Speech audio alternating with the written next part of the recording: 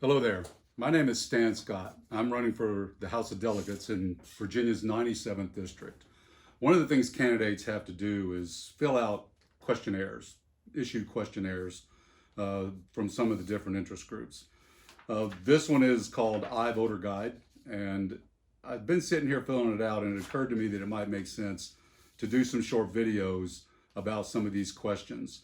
But before I do that, I want to start by introducing myself and telling you a little bit about how my military experience informed my progressive values. I served 20 years in the Army as a combat soldier. I was in the Armor Branch. I retired in 2002 as a Sergeant First Class.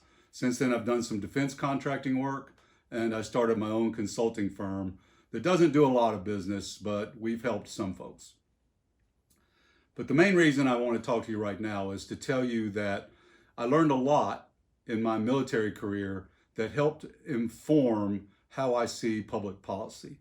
I learned a lot about healthcare because we knew our soldiers couldn't be effective on the battlefield if they didn't have the mental and physical stamina and strength to succeed.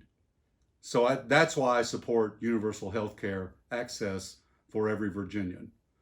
I learned a lot about education because I knew my soldiers could not be effective on the battlefield without the appropriate training.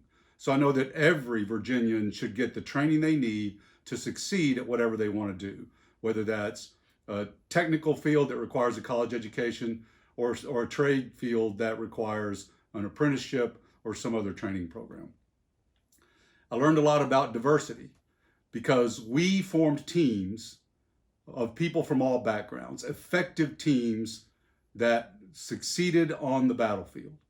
And I learned that I couldn't be successful on the battlefield without the support of everyone on the team, wherever they came from and whatever their gender, sexuality, or background. And I learned about firearms. I learned that we couldn't give firearms, weapons, to just anyone. We had to make sure they were trained and trusted.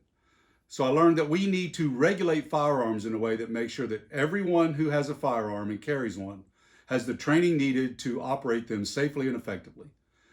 And we need to make sure we do the proper background checks so that the only people who have guns are the good guys with guns and not the bad guys. This message is authorized and paid for by Stand for Virginia 97.